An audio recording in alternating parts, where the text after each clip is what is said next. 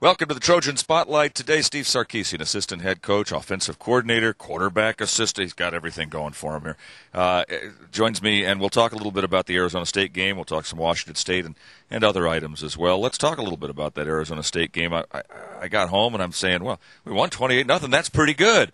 But I know you might have been a little frustrated with what happened out there a little bit. Oh, no question. I thought for us, expectation-wise, we underachieved in that ball game, and it wasn't for one guy or another guy. I thought as a group, we pride ourselves on doing things right collectively, down after down after down, and it felt like one position group after another just kind of took their turns to make a mistake, whether it was a drop pass, whether it was a guy open miss pass, whether it was a guy open breakdown of protection.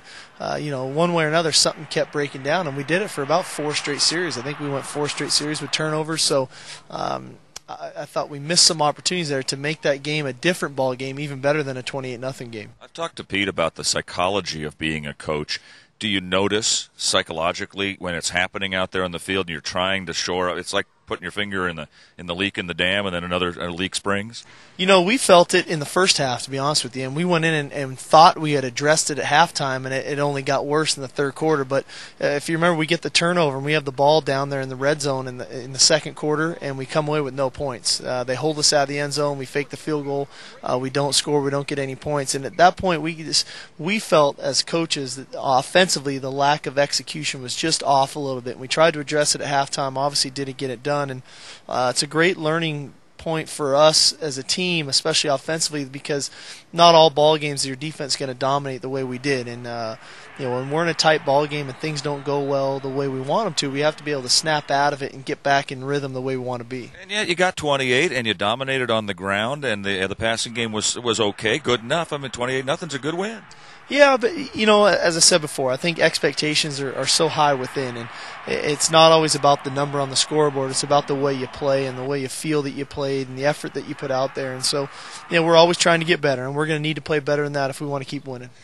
Get Mark Sanchez's head a little bit, and I know you do that anyway, and he comes off the field. He's very hard on himself anyway most of the time, although I think he's better at that these days. Throws an interception, so he's going to be a little mopey when he comes over. Then he throws another one.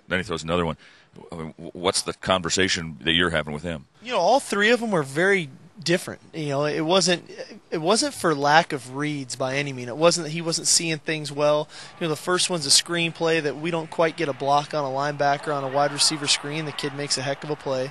The second one, Damian Williams is wide open. He makes a nice throw, and a freak bobble ball batted up into the air, and the guy makes the interception. And then the third one, Ronald Johnson's 10 yards behind the corner, and like a pitcher it's hard to throw strikes all of a sudden, squeezes the ball a little bit and underthrows him by maybe 20 yards. So it wasn't a lack of seeing things. It wasn't a lack of preparation. It was just one of those games where the 3 odd type interceptions that generally don't happen, but happen to him, and they happen right in a row. And so the mindset for a quarterback is to be able to snap out of it and move on and leave that series behind and get on to the next one. I thought that was a little bit of a challenge for Mark in this game.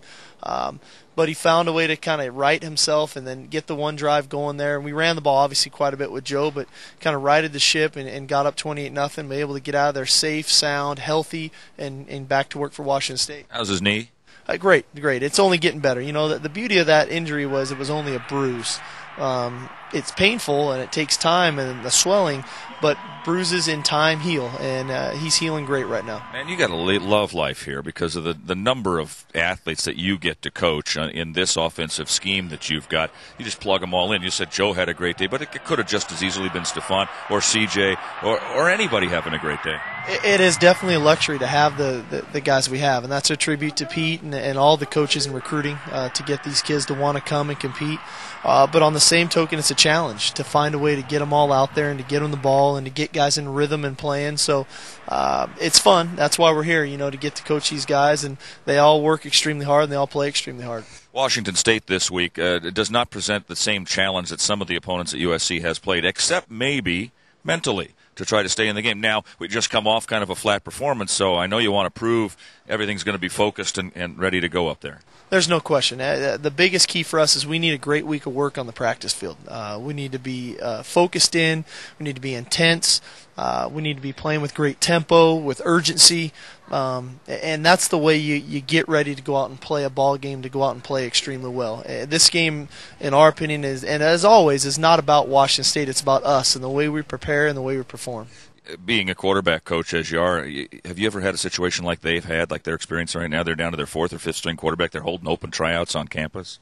It's unbelievable. I don't know what's in the water right now, even in the conference. I mean, you look across town, you look at what's going on at Oregon. I mean, guys are battling the quarterback injury bug, and obviously we had to a little bit with Mark. Arizona State's had to with Rudy. So it's scary. It's the value of recruiting and getting quality guys in there to play the position. What do you think about your buddy Lane Kiffin getting blown up at Oakland?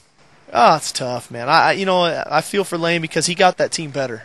From when he took over to where they were when he left, that was a better football team. So it's unfortunate, but it's the business, I guess. You got a buddy working with you here now, Yogi Roth, who does a great job with you as a quarterback assistant coach. Talk about him a little bit. I love Yogi. He's invaluable to us offensively. He's extremely detailed, works well with the quarterbacks, does the signaling on game day. He's a diligent worker, great guy. He's got a bright future ahead of him, no question. Got a great family going there, and you got a newborn son. How old now? Newborn daughter. Oh, daughter. I'm sorry. Yeah. Taylor. She's a beauty. She's a little over 6 months old. She's a cutie. And so 3 kids now. Yep. That's great. Keeping you busy. Oh yeah. All right. Good luck this weekend against Washington State. Keep up the good work for the guys, and let's throw a perfect game. I guess that's all you can say. That's right. Let's go for it. Red Sox fan? No question. Another series. Nervous? A little nervous. 1-1 now. We got to win tonight. All right, thanks. Steve Sarkisian, the assistant head coach for this University of Southern California football team. He works as the offensive coordinator as well, SC in Washington State coming up this Saturday from the Palouse. That's today's Trojan Spotlight.